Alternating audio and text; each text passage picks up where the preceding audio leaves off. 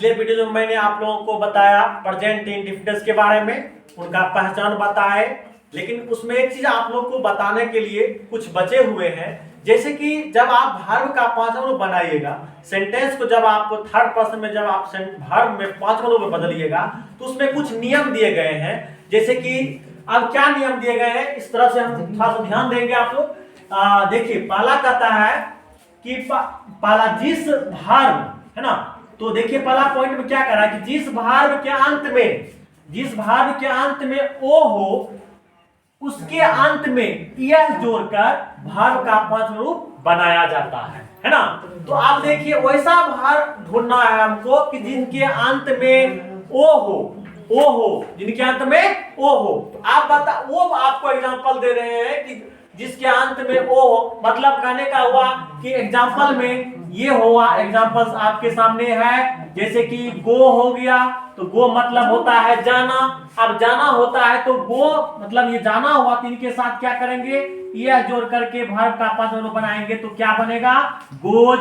इसी तरह से हम डू लेते हैं तो डू के साथ भी क्या करेंगे, यह जोड़ेंगे तो क्या बनेगा, डज, है ना। तो ये हो गया जिनके अंत में वो होता है, इनको हम वर्ब का पांचवा रूप बना दिए, है ना। देख लीजिए जैसे अंत में ओ है तो इनको क्या करेंगे, इसके साथ यह जोड़ देंगे तो गोज बन जाएगा। फिर इसमें अंत में ओ है और उसके बाद इसमें यह जोड़ेंगे तो क्या बनेगा, डज बनेगा। ठीक, तो यह था पहला पॉइंट। अब दूसरा पॉइंट की बात करते हैं। कहता है कि जिस वर्ब के अंत में, है ना, जिस वर्ब के अंत में एस, एसेट, सीएच, एक्स, जेड हो उसके अंत में यह जोड़कर वर्ब का पांचवा रूप बनाया जाता है ना। तो अब हमें ऐसा वर्ब ढूंढना है जिनके अंत में एस हो, है ना। तो आप बताइए कि जिनका वो देखना है हमें कि सबसे पहला हम एस का जो है वर्ब ढूंढते हैं। तो एग्जांपल्स में आप लोग समझिए, देखिए तो पहला है पास। पास मतलब होता है गुजरना, है ना। इसको हम लोग हिंदी में कहते हैं गुजरना, पास को, है ना। तो आप ये क्या करते हैं, इसके साथ हमें क्या करना है, यस जोड़ना है। मतलब ये हो गया पास है तो ये इसमें यस जोड़ दिए तो क्या बन गया, पासेज, है ना। तो फिर उसके बाद अब एसेट वाला वर्ब ढूंढना है आपको। एसेट वाला हो गया जैसे कि पुश हो गया, है ना। तो पुश हो गया PUSH, पुश। पुश मतलब होता है धकेलना, है ना। तो इनके साथ भी क्या करेंगे, यस जोड़ेंगे तो क्या बनेगा, पुशेज, है ना। सॉरी एच हो गया, तो ये हो गया पुशेज। उसके बाद अब हमें सीएच का भी एक एग्जांपल ले लेते हैं। जैसे सीएच में हो गया CATCH, है ना। कैच, कैच मतलब होता है पकड़ना, है ना। तो इनके अंत में भी सीएच है तो हम क्या करेंगे, इसके साथ यह जोड़ेंगे तो क्या बनेगा, कैचेज, है ना। तो ये हुआ, ये था मेरा जो है जिनके अंत में एस, एसएच, सीएच, एक्स या जेड हो। तो हम इसको कैसे वर्ब का पांचवा रूप बनाए, तो आप एग्जांपल में देख लिए। अब देखिए तीसरा पॉइंट में क्या कह रहा है, तो कहता है कि जिस वर्ब के अंत में y हो और y के पहले कोई कॉन्सोनेंट हो, है ना, तो उसके अंत में s ना जोड़कर y को i में बदल दिया जाता है तथा उसके बाद यह जोड़कर वर्ब का पांचवा रूप बनाया जाता है ना। तो अब हमें वैसा वर्ब को ढूंढना है जिनके अंत में y हो और y से पहले कोई कॉन्सोनेंट हो। मतलब कॉन्सोनेंट करने का ये मतलब हुआ 21 कॉन्सोनेंट होते हैं, है ना। उसमें 5 गो वॉवेल होते हैं, तो 5 गो वॉवेल, सॉरी 26 गो लेटर्स होते हैं, उनमें से 21 को कॉन्सोनेंट होते हैं और उसमें 5 गो वॉवेल्स होते हैं। तो A, E, I, O और U 5 गो वॉवेल्स होते हैं। उधर जो बचता है 21 गो कॉन्सोनेंट होता है ना। तो अभी जो आपको बताया 21 गो कॉन्सोनेंट में से कोई भी वर्ब के Y से पहले होगा तो उसके साथ हमें क्या करना है, Y को I में बदल करके उसे जो है उनमें यह जोड़ करके वर्ब का पांचवा रूप बनाएंगे, है ना। तो एग्जांपल्स में देख लेते हैं, है ना।